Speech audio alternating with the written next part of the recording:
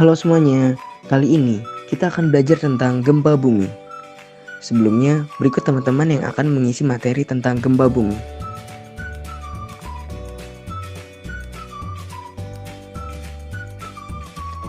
Nah, apa sih gempa bumi itu? Gempa bumi adalah guncangan atau getaran di permukaan bumi akibat pergerakan kerak bumi atau lempeng bumi.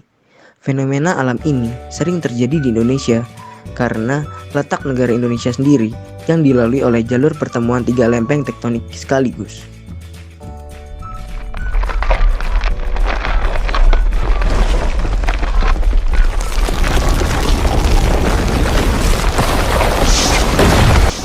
Gempa terjadi ketika dua lempeng di kerak bumi yaitu samudera dan benua saling bergesekan dan bertabrakan. Pergerakan lempeng akan melambat yang menyebabkan penumpukan energi di daerah patahan dan subduksi. Akibatnya terjadi tekanan, tarikan, dan geser. Kemudian terjadi pelepasan energi secara tiba-tiba yang menghasilkan getaran partikel di segala arah. Nah, di sekitar tumbukan itu bisa terjadi gempa.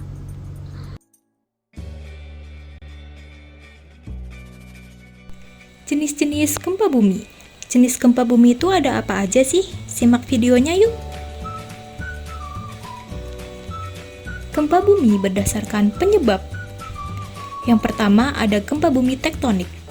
Gempa ini disebabkan oleh pergeseran lempeng tektonik.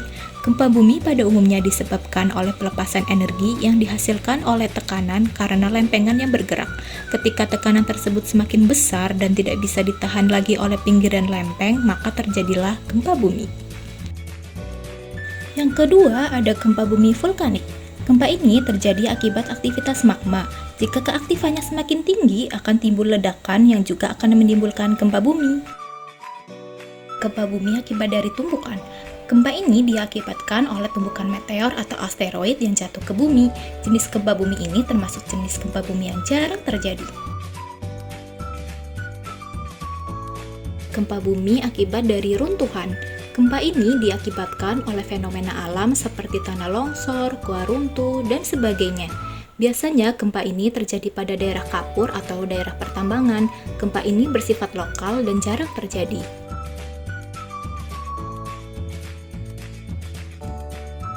Yang terakhir ada gempa buatan. Gempa ini biasanya disebabkan oleh campur tangan manusia, seperti peledakan dinamit, nuklir, atau juga penambangan yang berlebihan yang membuatnya rentan terhadap pergeseran. Selanjutnya, berdasarkan kedalaman. Gempa bumi dalam, di mana pusat gempa lebih dari 300 km di bawah permukaan bumi. Gempa bumi menengah, di mana pusat gempa antara 60-300 km di bawah permukaan bumi. Gempa bumi dangkal, di mana pusat gempa kurang dari 60 km dari permukaan bumi. Selanjutnya, gempa bumi berdasarkan gelombang. Yang pertama, gelombang primer atau gelombang longitudinal, yaitu gelombang atau getaran yang merambat di tubuh bumi dengan kecepatan antara 7 hingga 14 km per detik. Yang kedua, gelombang sekunder atau gelombang transversal, yaitu gelombang atau getaran yang merambat seperti gelombang primer dengan kecepatan yang sudah berkurang, yaitu 4 hingga 7 km per detik. Bagaimana sih kita mengetahui kekuatan gempa bumi? Dengan alat ukur gempa yang bernama seismometer.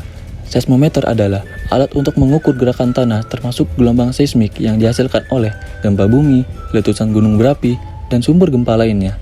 Skala yang digunakan seismometer adalah skala Richter. Dampak terjadinya gempa bumi. Yang pertama, kerusakan bangunan. Yang kedua, kerusakan infrastruktur seperti tumbangnya saluran listrik. Yang ketiga, tanah longsor dan batuan beku. Ini dapat menyebabkan kerusakan dan kematian bagi masyarakat yang tinggal di pegunungan. Yang keempat, dapat menyebabkan banjir. Dan yang kelima, dapat menyebabkan tsunami. Berikut merupakan sejarah gempa bumi yang pernah ada di Indonesia. Pada tanggal 12 Desember 1992 di Flores NTT, gempa bumi berukuran 7,9 skala Richter menewaskan 2.500 orang. Lalu pada tanggal 26 Desember 2004, gempa bumi berkekuatan 9 skala Richter mengguncang Aceh dan Sumatera Utara, sekaligus menimbulkan gelombang tsunami di Samudra Hindia. Bencana alam ini telah merenggut lebih dari 220.000 jiwa. Gempa bumi ini termasuk gempa bumi terbesar yang pernah ada, dan masih banyak gempa bumi lainnya yang pernah ada di Indonesia. Terima kasih sudah menonton video kami. Semoga bermanfaat.